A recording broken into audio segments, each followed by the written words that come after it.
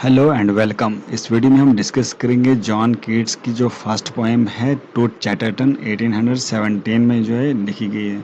John Keats poem to Chatterton is a heartfelt tribute to Thomas Chatterton, a young 18th century poet who died by suicide at 17। John Keats ने जो ये tribute किया है to Chatterton, अपने friend के लिए, एक poet था थॉमस चैटरटन। वो 18th सेंचुरी का पोइट था। उसने सुसाइड किया था, बहुत ही यंग एज में सुसाइड किया था, 17 साल की एज में उसको ट्रिब्यूट दिया है। Keats praises Chatterton as a child of sorrow and mourns his tragic fate, seeing him as a fellow of misunderstood genius।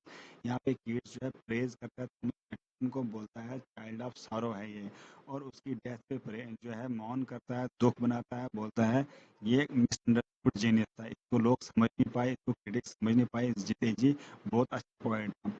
Poem poem reflects Keats' deep sympathy for artists who suffer for their craft and die unappreciated।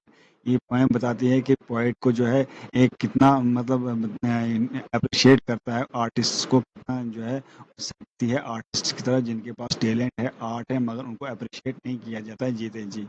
Written early in Keats' career, it reveals his romantic idealism and awareness of poets' valuable place in society। यहाँ पे Keats ने अपने early career में लिखा है और ये बताता है कि वो जो है ये अपनी जो रोमांटिक आइडियलिज्म के लिए जो है कितना दिखाता है, अपना जो मतलब रुचि दिखाता है उस तरफ, और बताता है कि जो रोमांटिक जो लोग थे, जो उस टाइम के पोइट थे, उस टाइम के क्रिटिक्स थे, वो टैलेंट को जो है प्रेज नहीं करते थे। और यहाँ पे खुद जो जॉन कीट्स अवेयर हैं पोइट की वैल्यूएबल प्लेस कहाँ पे होनी चाहिए सोसाइटी में, और जो टैलेंटेड है पोइट उसकी वैल्यूएबल प्लेस कहाँ है सोसाइटी में, और उसको एक अप्रिसिएशन भी मिलनी चाहिए। The admiration he expresses also foreshadows Keats' own fate, dying young, largely unrecognized and later hailed as a great English poet। यहाँ पे एडमायर करता है कीट्स किसको, चैटरटन को, और बोलता है कि जो एक अच्छा जीनियस है, और यहाँ से ये भी दिखता है कि उसको प्रेज करते करते खुद भी इसी तरह किस्मत उसके ऐसे थे। जॉन कीट्स को खुद भी ट्यूबरकुलोसिस से जो है 25 साल की उम्र में डेथ हो गई थी। तो जिस तरह चैटरटन को क्रिटिक्स जो है क्रिटिसाइज करते थे, इसी तरह जॉन कीट्स को भी क्रिटिसाइज करते थे, और इन दोनों का किस्मत बेचारों का एक ही जैसा था। वो 17 साल की उम्र में सुसाइड कर गया और ये 25 साल की उम्र में कीट्स की डेथ हो गई। अब यहाँ पे लाइंस पढ़ेंगे जो कीट्स लिखते हैं।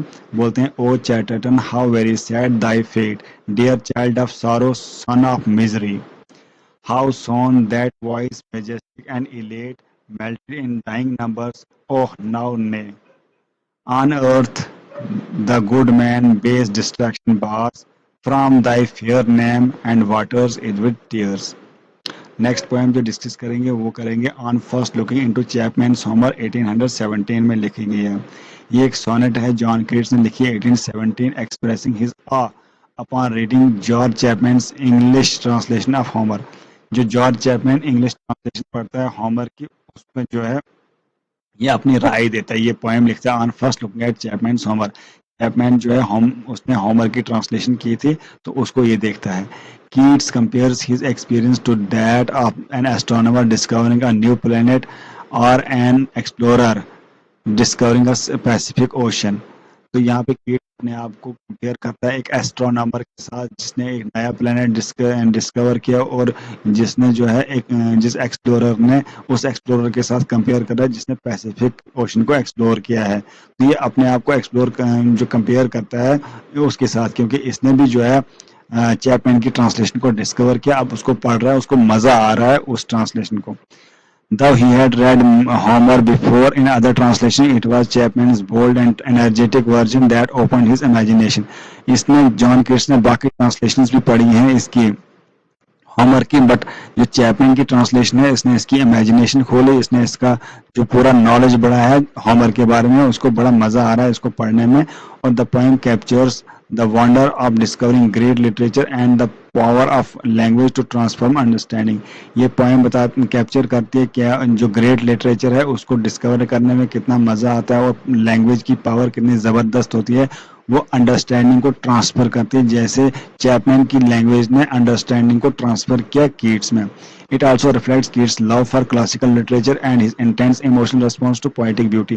ये भी रिफ्लेक्ट करती है कि जॉन कीट्स का कितना लव था क्लासिकल लिटरेचर में और इमोशनल रिस्पॉन्स क्या देता है उस पोएटिक ब्यूटी में, अपनी पोएट्री की तरह से क्या रिस्पॉन्स देता है। बोलता है much have I traveled in the realm of gold and many goodly states and kingdoms seen। मैंने बहुत ट्रैवल किया, बहुत किंगडम्स देखे, और मगर बाद में बोलता है क्या, yet did I never breathe its pure serene till I heard Chapman speak out loud and bold। बोलता है चैपमैन ने जब तक ना आउट लाउड और बोल्ड बोला इसके होमर के बारे में, तब तक मुझे जो है उस होमर के बारे में अच्छी अंडरस्टैंडिंग नहीं हुई।